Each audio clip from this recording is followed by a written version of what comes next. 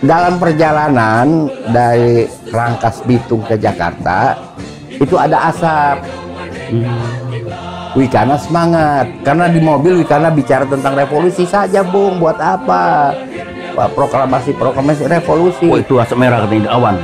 Ada asap. Ya kata lihat itu, kata Wikana. Itu asap udah menyala itu. Ini sudah revolusi sudah meleduk, Bung. Bung nggak keburu deh bikin proklamasi. Oke. Iya. Ketika mobil mendekat, orang lagi bakar jerami padi.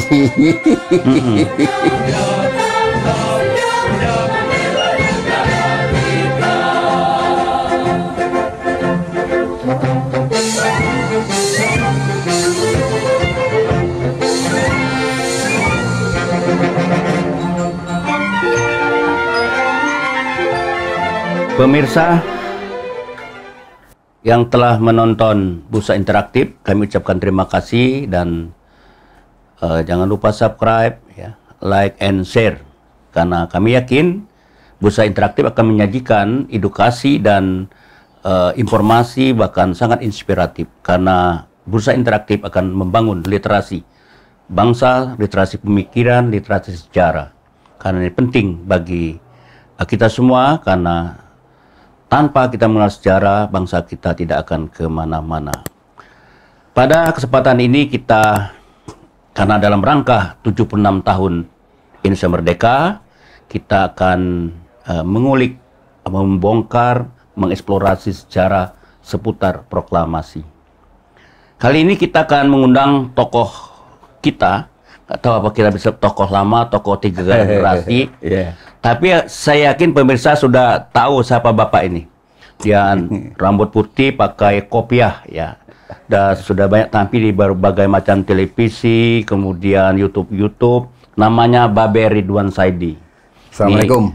Waalaikumsalam warahmatullahi wabarakatuh. Dan beliau ini usianya 79 tahun. Iya. Luar biasa. 79 tahun dia masih ingatannya, memorinya masih luar biasa, saudara. Terutama dalam dia kalau membongkar sejarah atau personal seseorang sampai kuku-kuku sama rambut dia bisa bedah. Nah, ini kelebihan Pak Ridwan Saidi membongkar sejarah. Nah, beliau ini terkenal dulu tokoh politik, ya, dan sangat tenar kalau kampanye-kampanye, dan dia juga pemikir sejarah, pemikir sastra, ya, budayawan.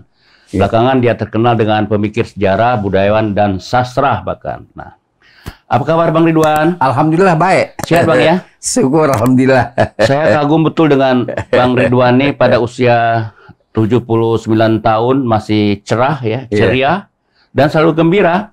Kalau tampil di YouTube ketawa terbahak-bahak, ya. Masih segar walaupun sudah ubanan. Pak Ridwan kita ini akan memasuki 76 tahun merdeka, Pak. Hampir 1 abad lah, 24 tahun lagi tentu banyak pernak-pernik sejarah, kan, lika-liku sejarah, ya. Kemudian apa namanya, ada sejarah yang penuh dengan penderitaan, penuh kesenangan. Nah, kita ingin melihat apa sih benarnya peristiwa-peristiwa yang Pak Ridwan Saidi kenal seputar menjelang proklamasi pada waktu itu. Mau persiapannya, kisah-kisah penculikan Soekarno-Hatta, tokoh-tokoh sekitar Soekarno.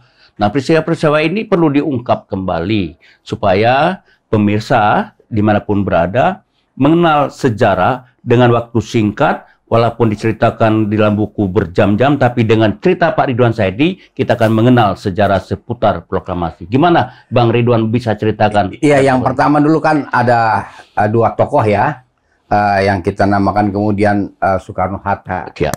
Keduanya itu baru masuk Jakarta dari pembuangan, ya. Pak Karno dari Endeh, Pak Hatta dari Banda Neira, kan. Keduanya baru masuk sekitar 43. 44 sekitar ya, betul. Itu. Jadi networking itu ya networking lama yang dipakai, ya kan. Dan Pak Karno sendiri belum ada tempat di Jakarta, ya. Habis dibuang kan?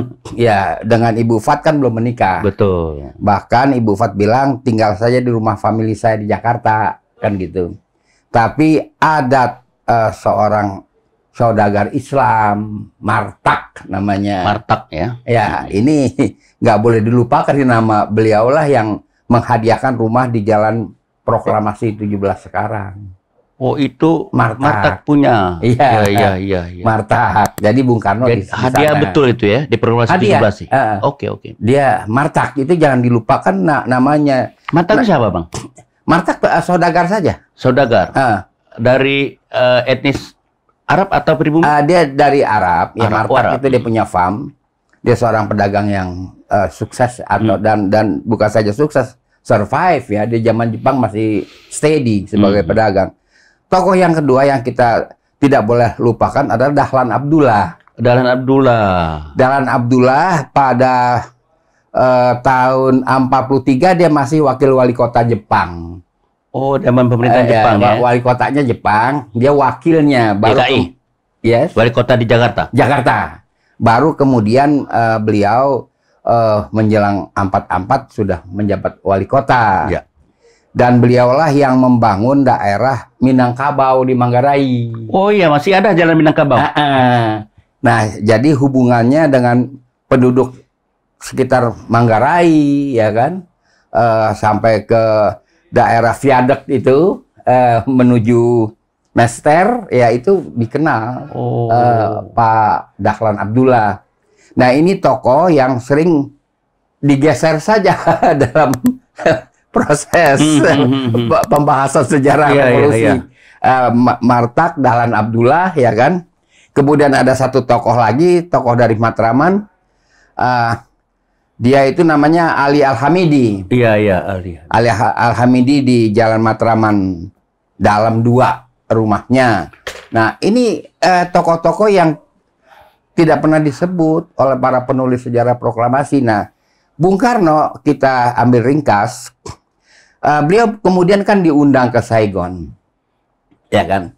Pembicaraan di Saigon itu dengan Bung Hatta, ya kan, ada 2 tokoh lagi. Ya itu kan? tanggal berapa diundang ke Saigon? Di Saigon itu dia masing udah antara 45, ya. Sudah masuk 45. Kalau nggak salah 3 hari atau 4 hari sebelumnya ya. Iya. Proklamasi. 6 hari. Jauh. Masih jauh. Malah sebelum BPUPKI. Atau setelah BPUPKI. Oke. Setelah BPUPKI. 10 hari sebelum proklamasi. Iya. Setelah BPUPKI yang bulan Mei Juni kan. Betul. Bulan Mei Juni. Nah, lantas beliau atas perkenan Jepang membentuk Dokuritsu Junbicho Sakai yang kita sebut Badan Penyelidik Usaha Persiapan Kemerdekaan Indonesia. Nah, itulah yang mempersiapkan Undang-Undang Dasar.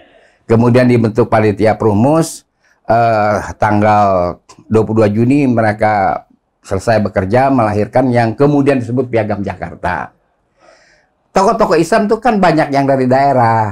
Oh, datang dari Bandung, dari Jogja, Ki Bagus Jogja, Pak Nasir Bandung. Betul. Oke. Menjelang persiapan proklamasi itu, Bung Karno diculik. Iya, betul. Ya kan? Oleh Wikana CS. Wikana, Hairul Saleh. Ya. Menculik Bung Karno di Sukarni, Pak ya? Iya, Sukarni dibawa ke Rangkas Bitung kan. Bukan, Rengas Dengklok. Dibawa ke Rengas Dengklok. Rumah aslinya di pinggir kali Bekasi. Rumah yang sekarang itu bukan rumah asli, tapi bangunan itu dipindahkan. Oh, jadi dipindahkan tempatnya? Bangunannya dipindahkan ke tempat yang sekarang.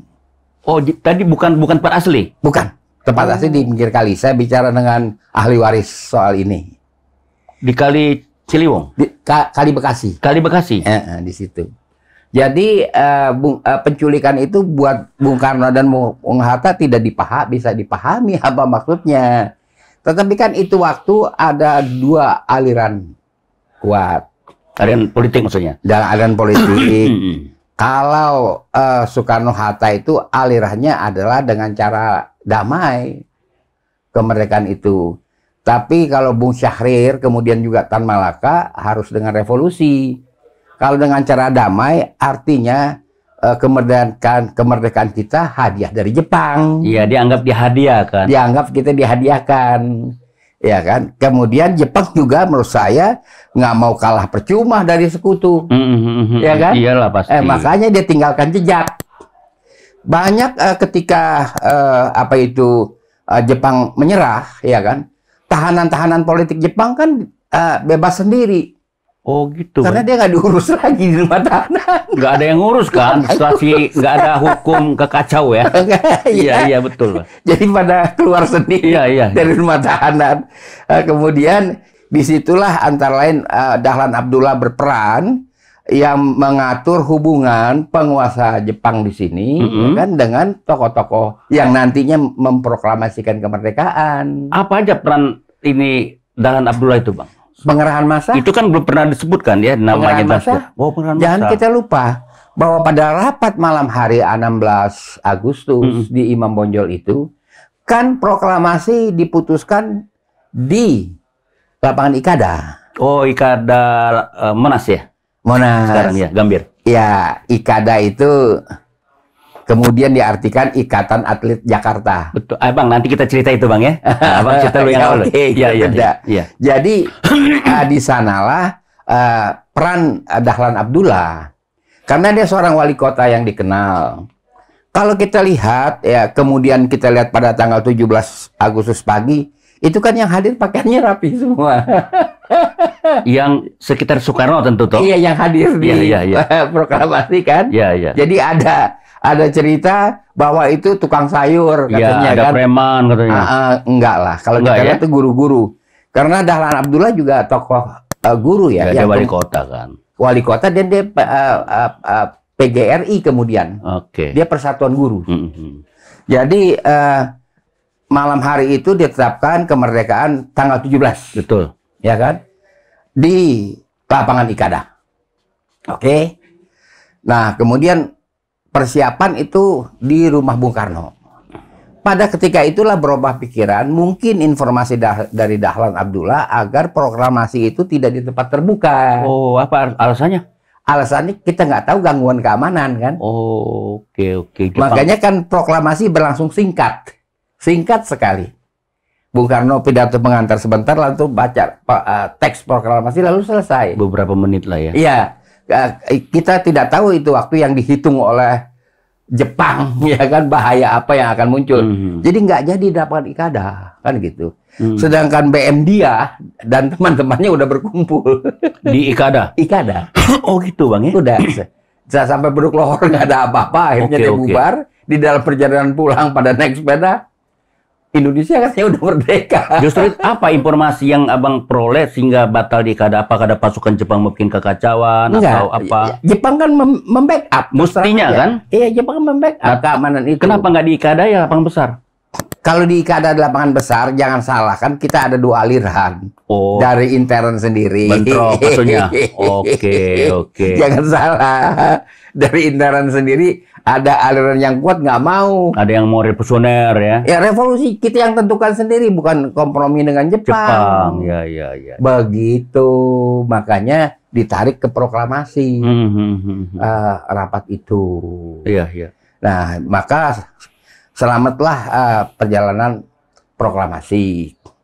Nah, proklamasi itu diadakan pada bulan Ramadan ya. Ramadan betul, 17. Ya, kan?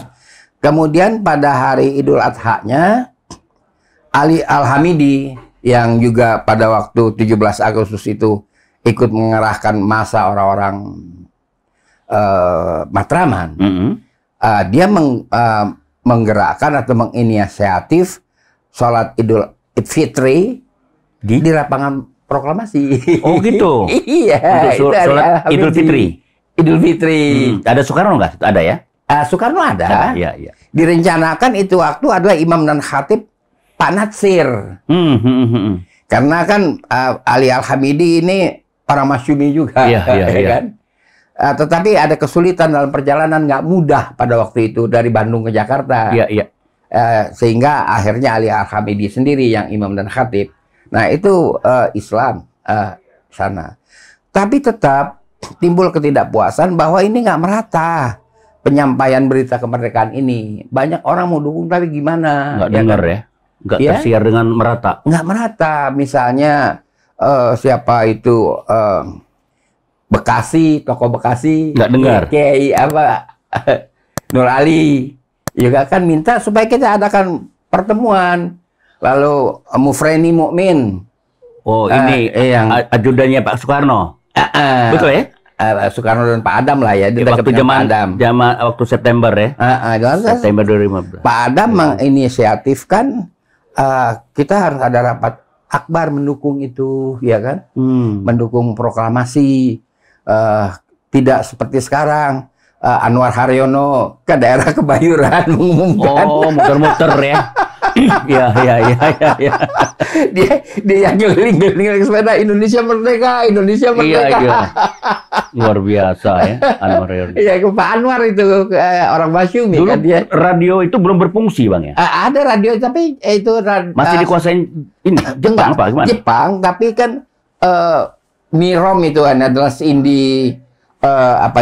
radio Om Rover itu kan nggak berjalan. Jadi proklamasi kan memakai sound system dari Mirom yang kemudian jadi RRI. Katanya ada cerita Bang, waktu mau nyiarkan ya kelompok dari Indonesia, tiba-tiba orang Jepang diusir katanya. Iya. Gitu.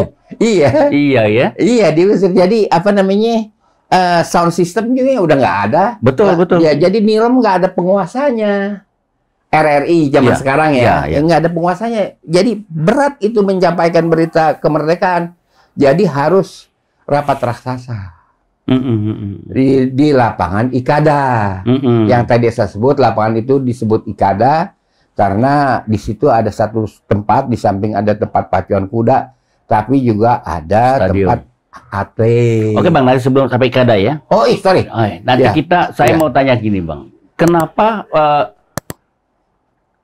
ada nggak cerita lain orang di sekitar Soekarno yang detik proklamasi itu kan yang terkenal kan Soekarni, Hairul Saleh, Wikana, Sayunepte, ada nggak kenal ke tokoh lain? Ahmad Subarjo. Ahmad Subarjo lah yang menjemput Pak Karno waktu diculik. Oke. Karena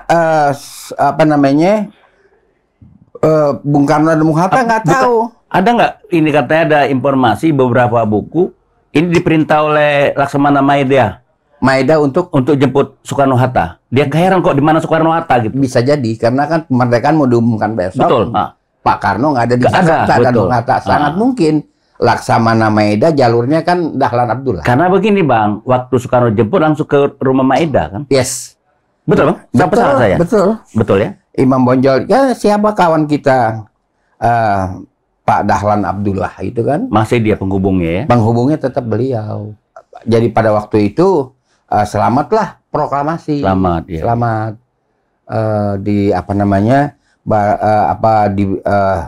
diproklamirkan, yang penting memproklamasikan kemerdekaan, baru kemudian tersiar kemana-mana. Ke seluruh Indonesia, seluruh dunia. Ya, bahkan ada SK Murti katanya mendengar di Amerika katanya kemerdekaan. Iya, betul Bang ya? Iya. Kemudian tersiar nggak bisa dihentikan lagi. Iya. Setelah itu. Dan BM dia juga membuat pamflet. Menyebarkan bahwa Indonesia merdeka. Siapa lagi Bang lain Subarjo? Ahmad Subarjo. Ya itu yang saya kita nggak lihat tokoh sekelas Nasir yang nonjol di sejarah sekitar. Nasir di Bandung susahnya. Oh, masih di Bandung. Ya harusnya bahkan Idul Fitri di Jakarta udah dirancang sebagai khatib. Dia nggak bisa merapat. Kesulitan komunikasi. Itu mesti dipahamin, tapi bukan berarti Islam absen di dalam peristiwa karena Bandung ya. Itu. Karena saya lihat aliran politik agak ada condong ke kiri, ada komunis, seolah-olahnya. Ya seolah-olah kan. Tapi kan memang Wikana kan memang dituduh itu Bang tahun 66. Itu kan? Iya. Seolah-olahnya begitu, tapi kan enggak begitu. Sekarang kalau kita mau melompat sedikit cerita, kalau nggak lobby Islam, bagaimana 10 negara Arab memberikan pengakuan pertama? Ya kan? Itu kan ada peran Haji Agus Salim, ada peran Dahlan Abdullah, kan dia pernah. Ya dia kemudian hari jadi duta besar dulu pertama negara-negara pertama sekali menyatakan itu mendukung ya. Iya. Termasuk Palestina kan udah merdeka. Iya, sebelum di Afrika dulu ya. Iya, Palestina, Irak. Iya pertama kali ya. Iya. Iya, negara-negara Islam yang pertama kali mengakui. Nah, Begitu. Bang, ada cerita juga waktu pas kemerdekaan itu, jadi Soekarno tuh mau keluar aja nggak punya mobil, betul nggak itu, Bang? Betapa miskinnya kita pada waktu itu. Waktu acara apa dia nggak ada mobil? Setelah proklamasi itu, Nggak ada, semuanya kan dari Martak. itu Bang ya, betapa Martak tuh yang membiayai, membantu semuanya. segala prestasi Jangan Soekarno salah. ya. Jadi nggak bisa mengatakan begitu aja Islam Martak itu meninggal tahun berapa, Bang? absen. Martak itu ya setelah kemerdekaan. Dia nggak jadi di makam Taman Pahlawan, nggak jadi pahlawan. Nggak tahu saya. Anda bisa bertanya kepada Yusuf Martak, itu kan turunannya. Oh, saudaranya. Turunannya. Oh, gitu. Biasanya kan orang-orang sekitar ikut proklamasi kan diberikan. Nggak ada kabar tentang Yusuf Martak. Padahal dialah kalau bahasa sekarang ya donatur tunggal proklamasi dan hari-hari setelah itu. Itu ada buku sejarah nggak Martak ditulis di sejarah? Martak belum ada yang tulis, tapi dokumen-dokumen clipping koran ada tentang Martak. Dia memang rela lah untuk membiayai Soekarno untuk kemerdekaan. Iya, dia rela. Jadi itu ikut membantu. Kalau kita lihat ya, jangan diabaikan, peran Jepang ada loh, ya kan? Peran warga keturunan Arab, kalau kita pakai istilah begitu, ada ya Martak. Itu jangan diabaikan dong. Iya, iya. Dia yang mengongkosi semua keperluan itu, kan pakai ongkos proklamasi. Ya, Kalau kan? kita buktinya kita bendera yang jahitnya kan miring-miring, itu berarti belum ada modal. Iya. Ibu Pat. Iya. Sedih juga kita dengar Ibu Pat Iya. jahitnya itu kan. Iya. Tapi luar biasa lah tertib kan proklamasi berjalannya. Kayak apa coba? Iya, tertib. Tertib sekali. Orang semua pakai baju putih. Itu yang hadir itu dari mana aja, Bang? Yang hadir itu kebanyakan daerah Jakarta Timur ya. Dari timur ya? Mataram, Dari Senen. Jatinegara, Senen ada dari Berapa, Senen. Bang? Ada 5.000 Sentiong. orang lu? Ada sekitar itu. Ada 5.000 orang. Dari Keramat Sentiong itu kan muncul tokoh-tokoh seperti Imam Syafi'i, itu kan orang Keramat Sentiong. Oke. Abang masih kenal semua, Bang, luar Iya. biasa ya. Itu. Jadi apa artinya kebanyakan daerah Jakarta Timur dan sedikit selatan lah. Seperti daerah Manggarai lalu Kawi ini Di Pasar Rumput. Oh, itu ya. Itu Iya. banyak juga lu ya. Oh, banyak. Oke, Bang. Gitu. Dikit lagi, Abang pernah nggak dengar bahwa penculikan Soekarno-Hatta itu ada penunggangan, ada yang nunggangin itu untuk menghambat kemerdekaan atau supaya merdeka lebih semarak lagi gitu? Maksudnya gimana tuh ya? Nunggangin negatif atau Negatif. Mau membuat merdeka kita jangan merdeka karena Jepang, tapi harus revolusi. arti politis lah. Iya, ya, politis. Ya memang itu maksudnya. Gitu ya. Jadi penculikan ini dimaksudkan agar tertundalah 17 Agustus itu. Ya kan? Karena revolusi, dia punya obsesi mereka, dalam arti kata nggak ada urusan dengan Jepang. Ya. Revolusi sehingga waktu pulang kan nggak pakai mobil yang dipakai Wikana. Oh gitu. Ada yang jemput. Ya, Ahmad Subarjo Subarjo tadi. Oke. Karena supaya lancar. Dalam perjalanan dari Rangkas Bitung ke Jakarta itu ada asap. Wikana semangat karena di mobil Wikana bicara tentang revolusi saja, Bung. Buat apa? Proklamasi revolusi. Oh, itu asap merah katanya, awan. Ada asap. Kan? Di mana itu, Bang? Antara Rangkas Bitung ini ya sekitar daerah Bekasi lah. Bekasi ya. Ya kata lihat itu, kata Wikana, itu asap udah menyala itu. Ini sudah revolusi sudah meleduk, Bung. Bung nggak keburu deh bikin proklamasi. Oke.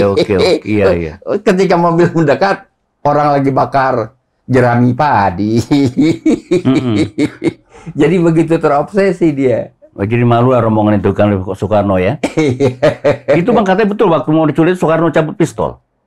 Apa dia ada pistol ya? Iya, waktu itu ada beberapa Saya artikel. nggak confirm ya dengan cerita Iya, itu. ada beberapa itu. Apa kamu gitu kira-kira? Bisa saja dia marah, Iya, tapi marah. kemudian dia Mungkin marah karena dengan anak muda kayak gitu aja. Iya. Bukan marah sebenarnya. Enggak, dia kesal lah. kesal gitu kan. Karena ini kan besok mau proklamasi, Mau proklamasi, ngapain terus diculik saya gitu. dibawa ke Rengas Dengklok dalam situasi kondisi jalan pada waktu itu dan kondisi mobil. Kan mesti dipikirkan, itu waktu kan belum ada pom bensin di tengah Betul, jalan. bensin nggak ada, takut dan ke Rengas Dengklok kan jauh juga dari Jauh Jakarta lah, kan. iya. Kalau disimpan di Kebayoran sih nggak apa-apa lah. Iya. Jadi orang bisa bingung menjelang Iya. menjelang kemerdekaan.